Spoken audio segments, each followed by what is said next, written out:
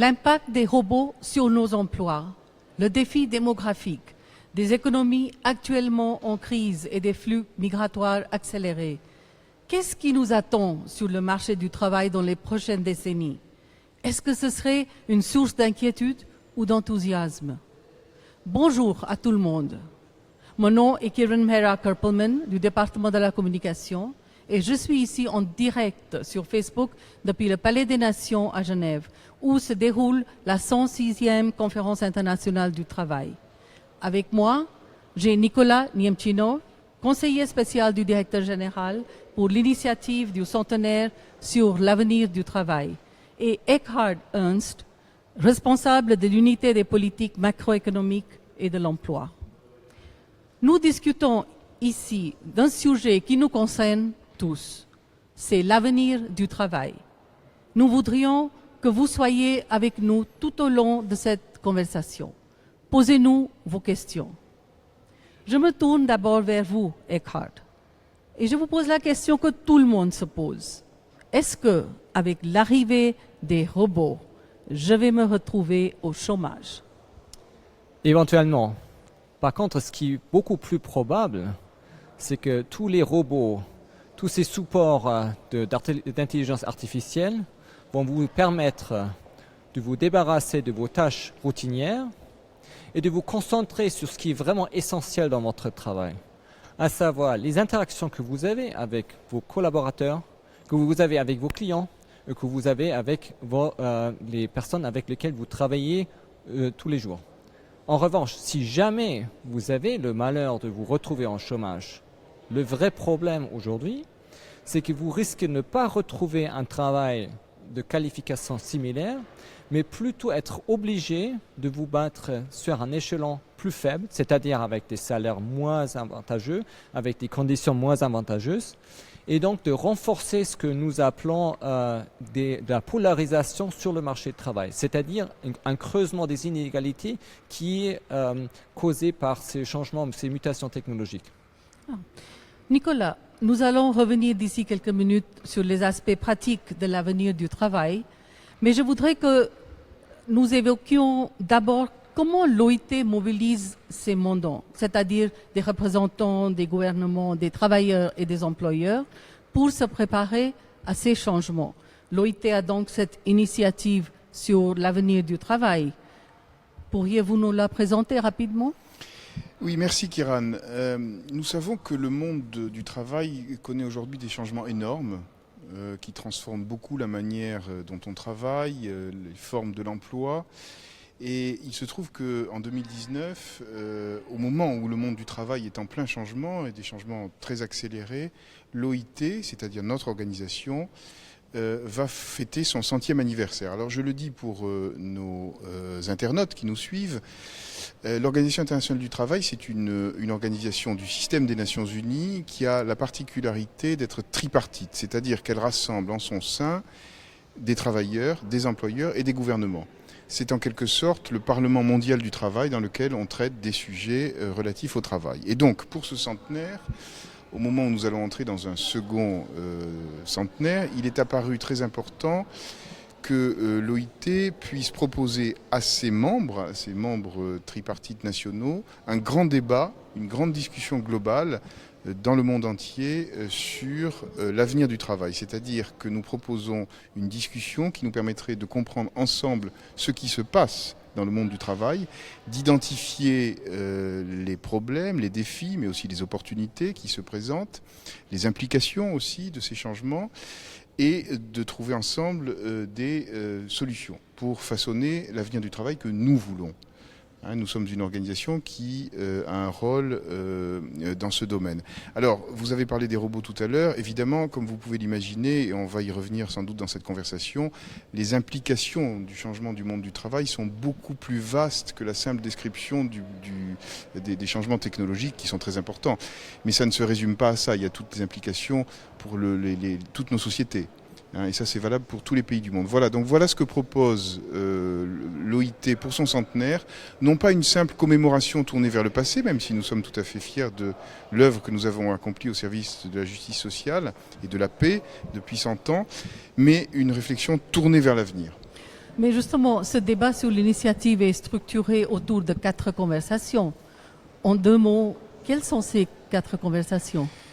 Alors, en effet, nous avons, pour commencer cette réflexion globale, puisque notre centenaire est dans 2 ans, nous avons proposé à tous nos États membres, nos constituants nationaux tripartites, d'avoir dans chaque pays une discussion sur la manière dont ils voient leur avenir du travail. Quels sont leurs soucis, quelles sont leurs priorités, quelle est la manière dont ils voient leur avenir du travail.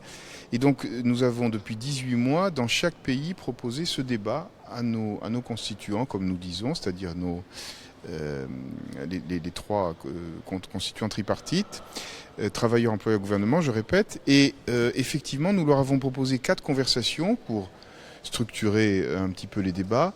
La première porte sur travail et société. Quel rôle aura le travail dans les sociétés demain? Société avec travail ou sans travail, la valeur de socialisation du travail, de réalisation de soi du travail. Donc tous ces sujets qui sont très importants pour l'avenir. Une deuxième conversation qui porte sur la question de savoir d'où viendront les emplois demain. Comment allons-nous créer les emplois dont on aura besoin pour tout le monde, et pas simplement créer des emplois, mais des emplois décents pour tous. Vous savez que ne serait-ce que pour absorber la croissance démographique dans le monde aujourd'hui, il faudrait que nous créions 40 millions d'emplois par an et 600 millions d'ici 2030, c'est-à-dire l'horizon des objectifs du développement durable des Nations Unies. Donc ça, c'est la seconde conversation. La troisième porte sur une discussion sur l'organisation de la production et du travail, qui sont en complète mutation, avec des transformations dont on ne connaît pas encore complètement les conséquences. Donc nous y reviendrons sans doute. Et la quatrième conversation porte sur la gouvernance du travail, c'est-à-dire de quelles institutions avons-nous pour réguler le marché du travail, de quelles institutions internationales aussi, c'est au sujet de l'OIT, de quelles normes internationales du travail avons-nous besoin. Donc ça, c'est la dernière conversation qui clôt un peu, si vous voulez, les débats. Voilà un petit peu les 4 directions que nous avons proposées au pays pour débattre de cet avenir du travail. Je vous rappelle que nous sommes sur Facebook en direct de la Conférence internationale du travail au Palais des Nations à Genève. Continuez à nous envoyer vos questions pour nos experts. Je vois que nous avons des questions, mais juste avant que je passe là, je voudrais vous demander une dernière question là, avant de prendre des questions du public. Est-ce qu'il y a un danger que tout cet exercice reste purement académique? Comment est-ce que cette initiative peut conduire à une action réelle?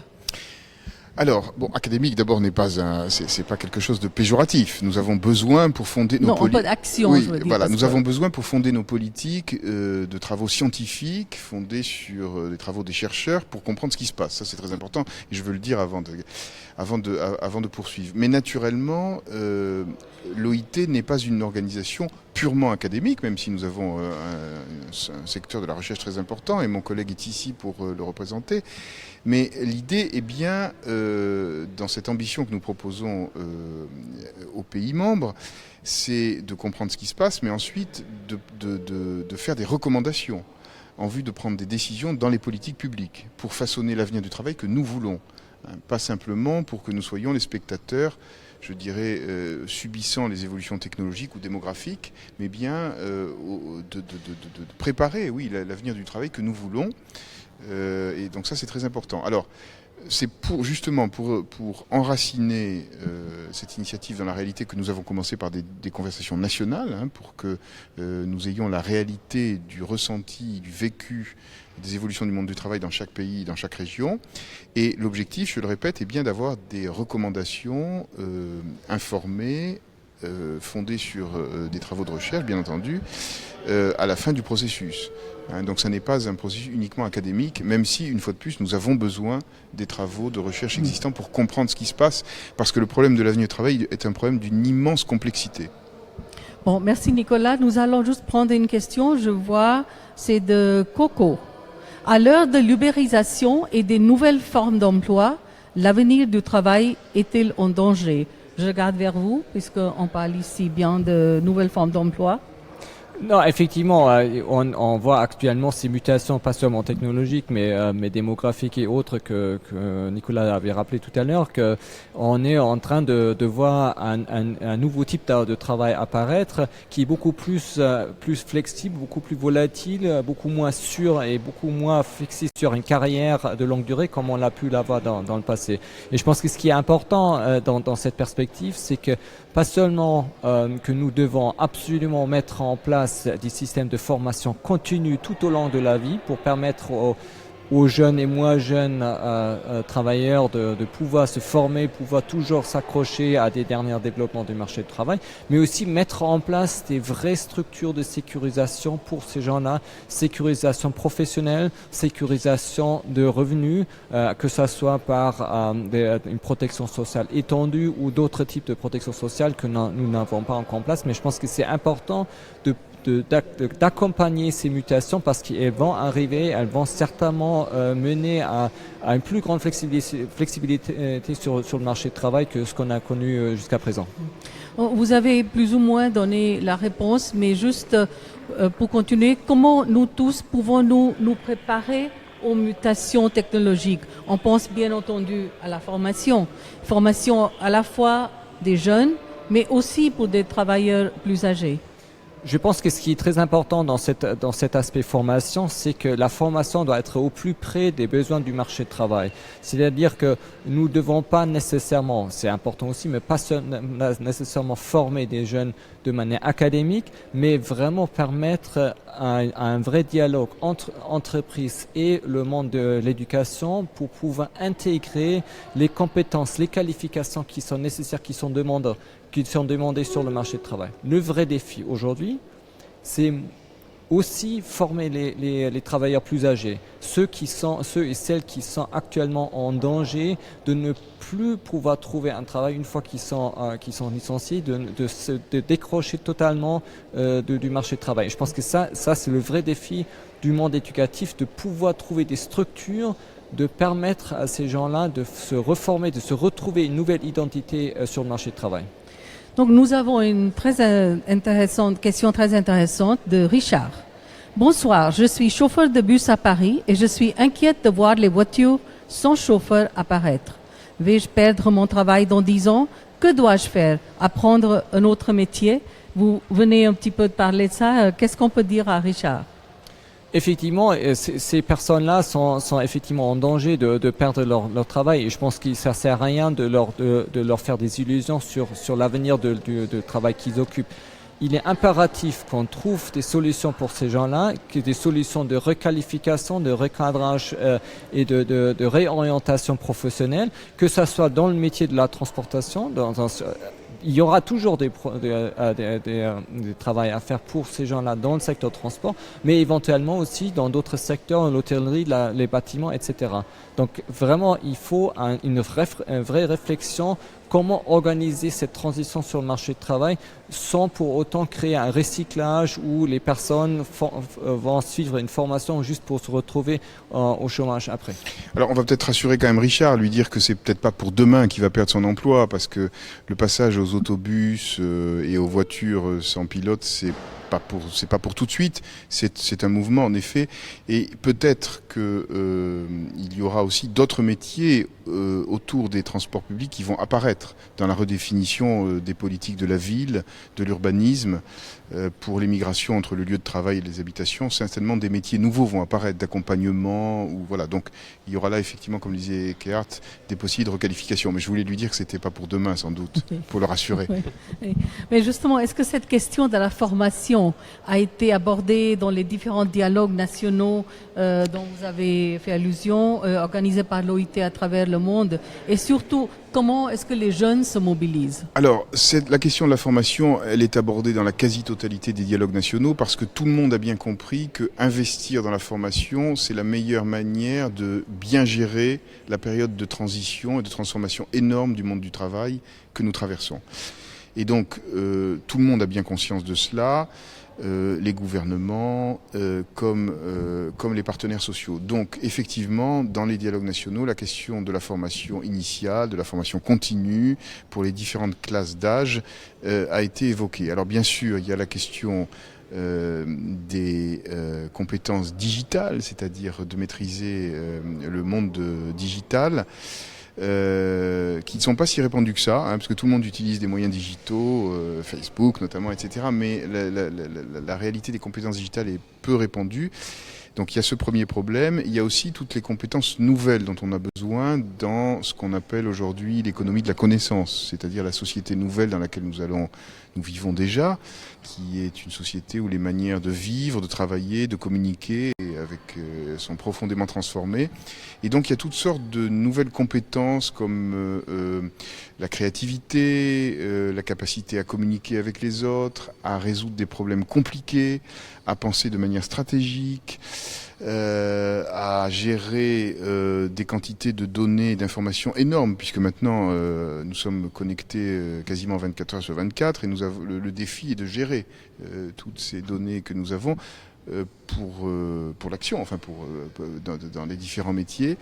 Et donc tout ça, on doit l'apprendre. On doit l'apprendre et à tout âge de la vie. Donc oui, c'est une question très importante qui émerge des dialogues nationaux et ce sera certainement une partie importante dans nos propositions. Merci. Ouais, nous sommes sur Facebook en direct à la Conférence internationale du travail. Continuez à nous envoyer vos questions sur l'avenir du travail. Est-ce qu'il y a des différences géographiques en ce qui concerne les problèmes? Je suppose que les préoccupations dans les pays développés sont différentes des préoccupations des pays en développement. Oui, alors je vous remercie de cette question, Kiran, qui est très importante. Alors d'abord, ce que je voudrais dire, c'est que cette initiative de l'OIT est universelle, c'est-à-dire qu'elle ne s'adresse pas uniquement à un petit nombre d'économies développées. Comme le dit notre directeur général, c'est l'avenir du travail, j'aime bien cette expression, c'est l'avenir du travail dans la Silicon Valley, mais aussi dans la vallée du Nil. Hein. Oui, oui, oui. Donc, si vous voulez, c'est une initiative qui concerne tous les pays du monde. Et d'ailleurs, je voudrais vous dire, je saisis cette occasion pour vous dire que nous avons eu des réponses dans cet exercice de dialogue nationaux du monde entier, de toutes les régions du monde, quelles que soient les économies, le niveau de développement des économies, y compris d'ailleurs dans des pays très fragiles qui ont répondu à notre initiative, tout simplement parce que l'avenir du travail, c'est l'avenir pour tout le monde. Donc cette valeur universelle, je voudrais la souligner de notre initiative. Alors après, il y a évidemment des différences régionales. Il y a une question qui préoccupe tout le monde, c'est est-ce qu'il y aura assez de travail pour tout le monde et de travail décent demain. Ça, c'est une question qui parcourt l'ensemble des dialogues nationaux, à laquelle, on l'a dit déjà, la réponse n'est pas évidente. Elle n'est pas en tout cas univoque. Après, vous avez effectivement des différences. Dans les économies développées, en effet, les dialogues nationaux sont très focalisés autour des impacts du progrès technologique, de la robotisation, de la digitalisation. Dans d'autres régions du monde, il ne faut pas oublier que l'enjeu de l'avenir du travail, c'est comment sortir du piège de la pauvreté, de l'informalité, des inégalités croissantes. Et ça, c'est des sujets qui reviennent très souvent dans d'autres régions du monde. Et où créer, et dans quel secteur d'avenir créer des emplois pour une population qui augmente. Alors là aussi, le contexte démographique est différent. Vous avez au nord des populations âgées, donc avec une population en âge de travailler qui diminue, et la nécessité de prendre en charge ces personnes vieillissantes, alors qu'au sud vous avez des populations jeunes avec des populations actives qui augmentent très fortement. Donc vous voyez, les problèmes ne sont pas les mêmes naturellement. Oui, mais c'est très, très intéressant de dire vallée de Silicon ou vallée de Nil. Alors, Eckhart, est-ce que l'avenir du travail va au-delà de la simple technologie et des robots qui prendraient les emplois aux gens? On revient toujours aux robots, c'est parce que les gens ils craignent vraiment de perdre leur travail à cause de ça. Non, mais effectivement, je pense que comme avait rappelé mon collègue Nicolas, il est très important d'ouvrir l'esprit, d'ouvrir les yeux sur d'autres défis mondiaux notamment. Genre la démographie a été évoquée, le fait que il y a des croissances démographiques différentes, un vieillissement de la population dans les pays du Nord, alors que les pays notamment africains sont très jeunes et continuent à croître très rapidement. Mais au-delà de ça, on a des problèmes migratoires qui sont directement liés à ça. Donc comment intégrer les populations qui vont émigrer dans les pays avancés pour justement espérer trouver un meilleur travail, et donc qui font pression aussi sur les marchés de travail dans les pays dans lesquels on fait face à ces changements technologiques. Mais je pense qu'il y a au moins deux autres aspects qu'il faut prendre en considération dans cette discussion-là, et que d'ailleurs nous, au département de recherche au BIT, on est en train de lancer une réflexion sur ces différents scénarios du monde du travail. C'est d'abord la question de l'environnement. C'est très important, le changement climatique notamment, qui touche vraiment tout le monde et qui touche notamment des pays en voie de développement avec une chaleur exécrable dans certains pays et qui rend pratiquement impossible dans certaines situations, aussi bien dans l'agriculture que dans la construction, dans les bâtiments, de continuer à travailler. Et puis la deuxième question, c'est la question de la santé. Comment les systèmes de santé vont pouvoir permettre à ces populations-là de continuer à bénéficier du progrès technologique qui existe, mais qui est répandu de manière très inégalitaire. Et je pense que, notamment pour revenir un peu à la question que ce chauffeur de bus posait tout à l'heure, c'est que je pense que tout ça fait qu'on a des incertitudes croissantes dans pratiquement tous les pays du monde, et à mon avis, les dialogues nationaux reflètent un peu cet aspect-là. Cette incertitude qui doit être gérée, auquel les politiciens et notamment aussi nos organisations doivent trouver des réponses pour pouvoir diminuer, réduire cette incertitude pour éviter ces extrêmes qu'on a pu observer récemment dans le monde politique. Et je pense que c'est très important de répondre correctement avec des actions concrètes à cette incertitude. Merci Eckhard. Je vois que nous avons beaucoup de questions qui arrivent là.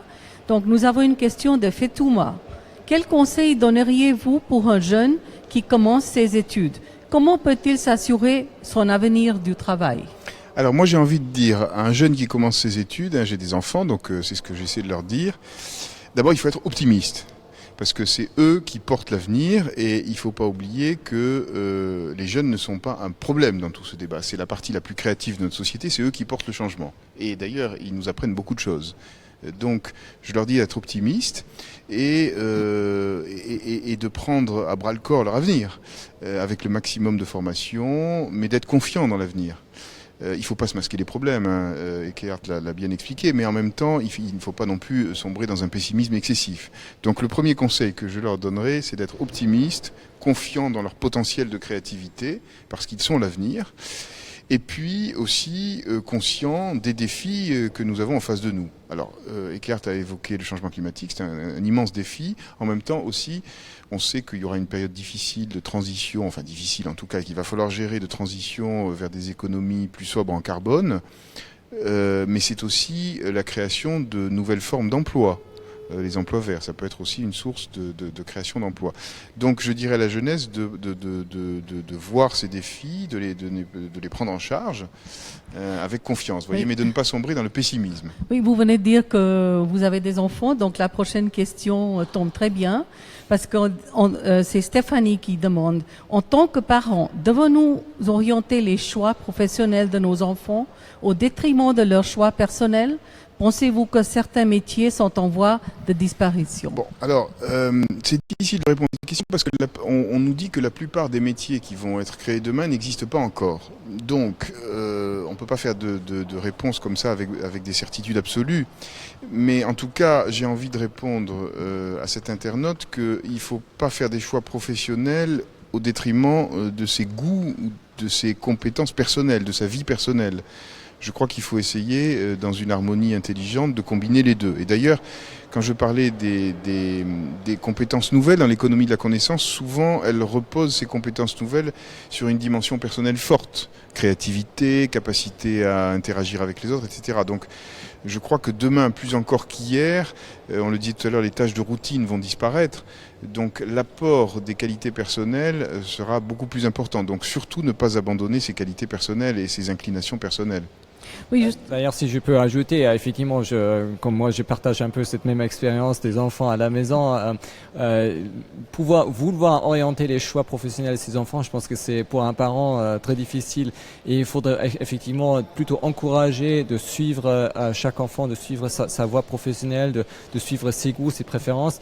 Et puis de se dire que de prendre ces changements technologiques, ces mutations sur le marché du travail comme un allié.